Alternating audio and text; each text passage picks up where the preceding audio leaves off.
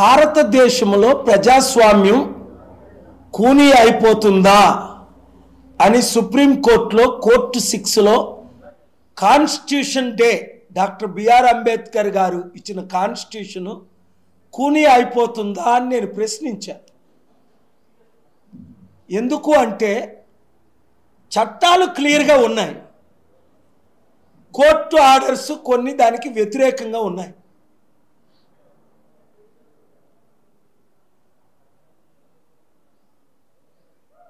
Tenth schedule ఏం చెప్తుంది అంటే ఒక పార్టీలో ఎమ్మెల్యేలుగా ఎంపీలుగా పోటీ చేసి ఇంకొక పార్టీకి రాజీనామా చేయకుండా ఇంకొక పార్టీలో చేరితే అది ఇల్లీగల్. 1975లో ఇందిరాగాంధీ ప్రధానమంత్రినే పార్లమెంటుకు వెళ్ళొచ్చు కానీ ఓటు హక్కు వేయకూడదని అలహాబాద్ కోర్టు తీర్పిచ్చింది. 1998లో 28th chief justice of India BSP తరపున 12 మంది ఎమ్మెల్యేలు పోటీ చేసి గెలిచి పార్టీని వీడినందుకు వాళ్ళని డిస్క్వాలిఫై చేశారు. మరి ఇప్పుడు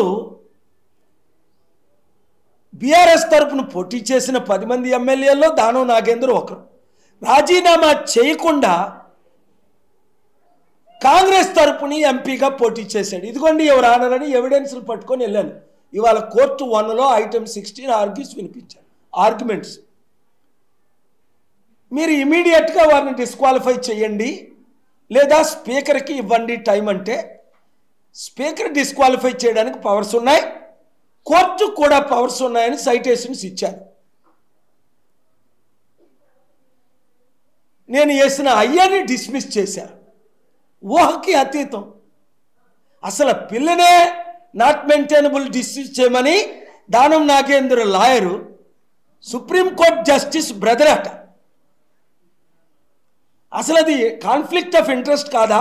ఒక సుప్రీంకోర్టు జడ్జి బ్రదర్ లాయర్ని ఒక ఎమ్మెల్యే హైర్ చేయడం, అమెరికాలో అయితే ఇది కాన్ఫ్లిక్ట్ ఆఫ్ ఇంట్రెస్ట్ అంట, క్విడ్ ప్రో క్రో అని. మరి ఎవరైనా ఇన్ఫ్లుయెన్స్ చేస్తున్నారా? Need to be investigated. Let me speak in English. నిన్న ఆంధ్రప్రదేశ్ తెలుగు రాష్ట్రాల్లో అద్భుతమైన ఆర్డర్స్. ఉదయం 11 గంటలకి కోర్టు 2లో నేను వాదనలు వినిపించాను. ఎంపీగా నాకు ఎట్లా ఓట్లు పడ్డాయి, కోర్టు ఆర్డర్లు ధిక్కరించి election commission of India, state election officer, collectorate election officer Mallikarjun ఎలాగ కోర్టు ఆర్డర్లు ధిక్కరించారు. 5 ఆర్డర్లు మార్చి 6 నుండి మే వరకు ఇచ్చినాయి. మరి వాళ్ళు పనిష్మెంట్ చేయమంటే లేదండి, ఎలక్షన్ కమిషన్కు మనం సూట్ చేయకూడదు. ఎవరిని సూట్ చేయమంట? మర్డర్ చేసిన వాళ్ళని సూట్ చేస్తాం. Accused 1 chief election commission, accused 2 state election commission, accused 3 Visakhapatnam collector election officer. వాళ్ళు సూట్ చేయకుండా క్యాండిడేట్లు సూట్ చేయమంటారు. క్యాండిడేట్లు తప్పేంటి? 33లో 31 మంది నాకు మద్దతు ఇస్తున్నారు. 30 మంది నేనే గెలిచానని సపోర్ట్ సంతకం కూడా రాశారు, పెట్టారు. మరి బీజేపీ టీడీపీ క్యాండిడేట్కి ఎలా ఓట్లు పడ్డాయి? 3 లక్షలు పడవలసినవి 9,07,000 ఎలా పడ్డాయి? మంచిగా ఎలక్షన్ తీర్పిచ్చారు, వాళ్ళు కౌంటర్ ఫైల్ చేయమన్నారు. స్టీల్ ప్లాంట్ని అమ్మేస్తుంటే మరలా నిన్న కొన్ని ప్రాపర్టీలు నేను కోర్టు 1లో సీజే గారి దగ్గరికి వెళ్ళి రిక్వెస్టెడ్ హంబ్లీ స్టేటస్కో మెయింటైన్ చేయడానికి ఆర్డర్ ఇచ్చారు. మరలా మార్చి 12, ఏప్రిల్ 6, జూలై, సెప్టెంబర్ 25, మరలా నిన్న నవంబర్ 27 ఆంధ్రులకు మంచి రోజు. అలాగే ఆంధ్రప్రదేశ్కి ప్రత్యేక హోదా ఇమ్మని కోర్టు 17లో వాదనలు వినిపించారు. అప్పుడు బీజేపీ వాళ్ళు అన్నారు ఇస్తామని, కాంగ్రెస్ వాళ్ళు అన్నారు ఇది రూల్ కాదు కదా. అరే, పార్లమెంట్లో పలికిని మాట్లాడిని అసెంబ్లీలో తీర్మానాలు చేసిన రూల్ కాకపోతే మరి దేశంలో రూల్ ఏముంది? ఆనరబుల్ జస్టిస్ నరేంద్రజీ డిసెంబర్ 11కి వేశారు కౌంటర్ ఫైల్ చేయమని. కానీ ఈరోజు నేను షాక్ అయింది. Today I am very shocked. Why these 10 MLAs are going to the assembly December 9th? They contested from BRS.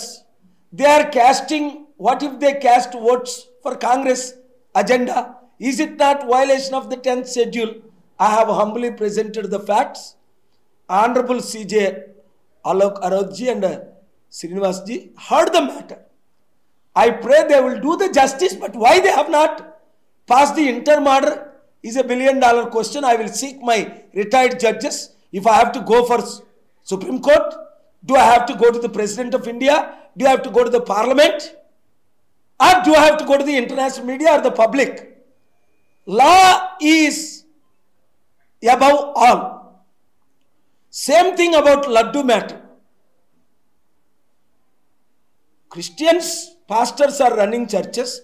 Muslim Mulanas are running mosques. Why not Hindu priests run Tirupati temple and other temples? Article 14 equality. Justice Gawai anta. Justice Gawai didn't care to even hear, dismissed. Are these judges above the law? Are they not equal under Article 14 with everybody? Are we making a blunder calling them Lord? Because we call them Lord, are they ruling like lords? I'll go to the Supreme Court because there is a citation. No judges need to be called lords. Sir, respected sir, Your Honor. In America, the Chief Justice of India is called Your Honor. Like I call our Chief Justice of India, Chief Justice of Telangana, Chief Justice of Andhra Pradesh. But there is a real justice from heaven. God Almighty will not forgive anyone violating the fundamental rights of our Indian precious citizens. I will fight.